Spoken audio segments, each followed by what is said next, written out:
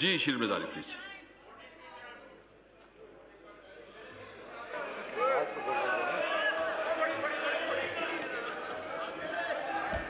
بسم اللہ الرحمن الرحیم.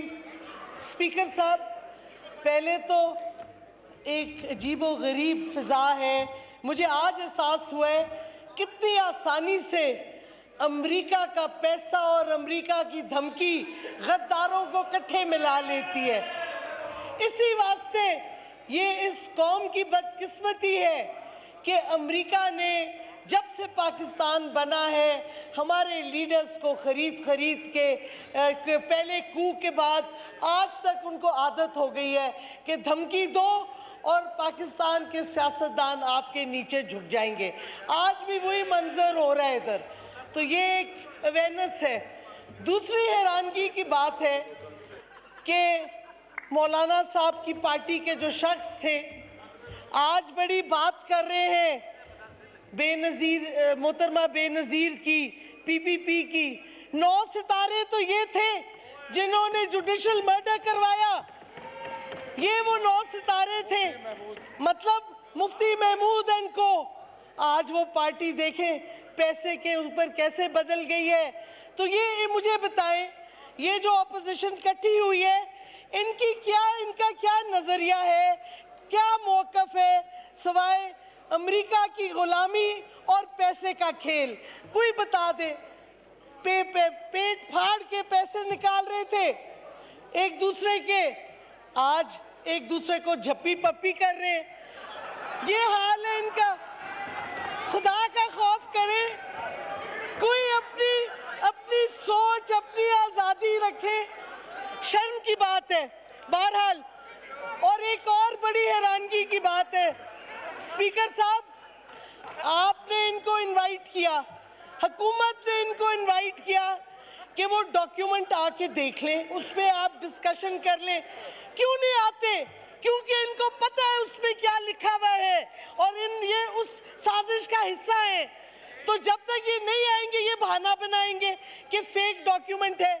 اگر فیک ڈاکیومنٹ ہے تو نیشنل سیکیورٹی کمیٹی جس میں chief of army staff, chief of naval staff, chief of the air force, D G I, joint chief of staff سارے بیٹھے تھے apart from the political leadership. کیا سب نے اس فیک ڈاکیومنٹ کو جینوئن مان لیا؟ آپ سب پہ یہ تہمت لگا رہے ہیں. نیشنل سیکیورٹی کمیٹی میں جتنی لیڈرشپ تھی اسٹیٹ کی اس کو آپ کہہ رہے ہیں وہ جھوٹ بول رہی ہے, انہوں نے فیک ڈاکیومنٹ کو سچا کہہ دیا. او بھائی جرأت کریں, آ کے دیکھ لو وہ ڈاکیومنٹ ان کیمرہ.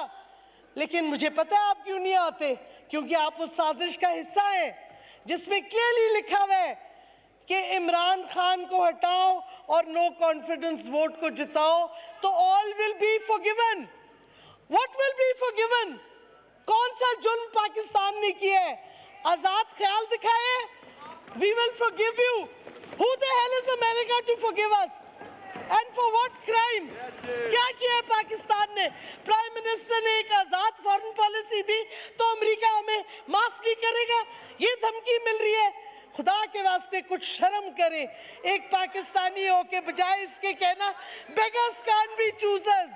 او بھئی آپ کا دماغ ہے بیگر کا, قوم بیگر نہیں ہے, قوم آزاد ہے. آپ بھیک مانگنے لے ہوں گے.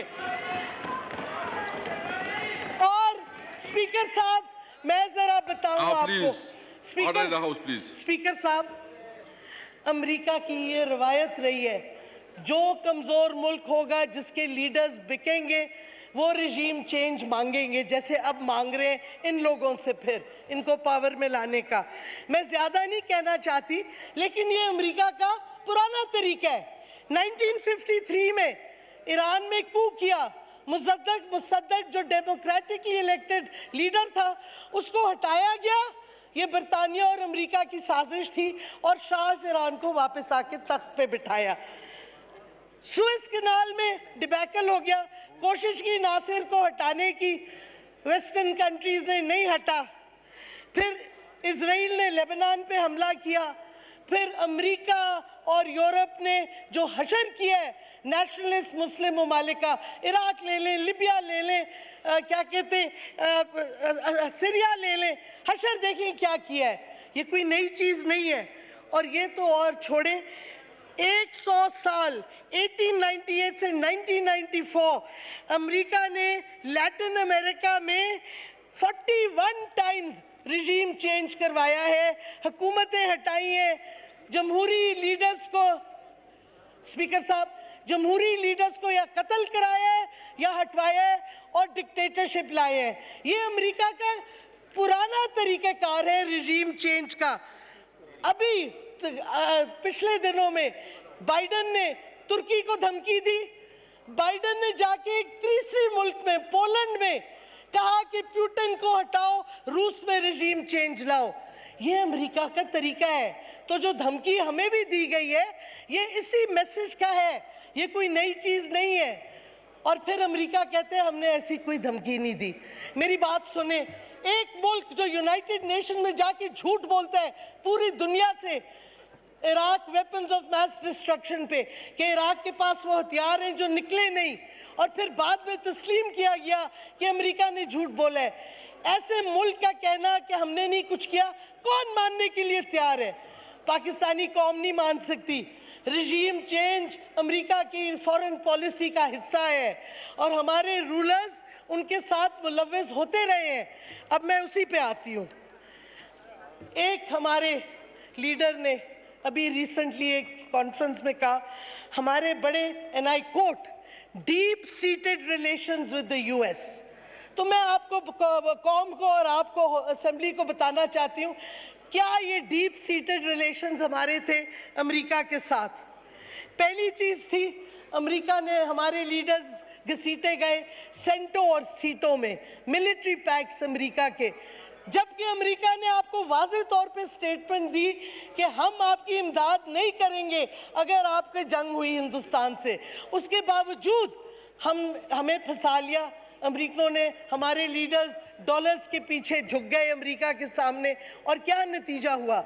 1960 में अमेरिका का स्पाई प्लेन U-2 उड़ा था, बड़ा बेर बेस, आप जानते होंगे बड़ा बेर को, खैबर पख्तूनख्वा का हिस्सा है। आपने अमेरिका को ये बेस दी, उधर से उनका स्पाई प्लेन उड़ा, सोवियत यूनियन ने गिराया, गैरी पावर्स को अरेस्ट किया, और पाकिस्तान को सोवियत यूनियन ने धमकी दी कि हम आप पे अटैक करेंगे। तो स्पीकर साहब, शुरू दिन से आपकी जो अमेरिका के साथ रिलेशनशिप थी वो यकतरफा थी। कौमी असेंबली का इजलास जारी है, मुख्तलिफ अराकीन असेंबली खिताब कर रहे हैं।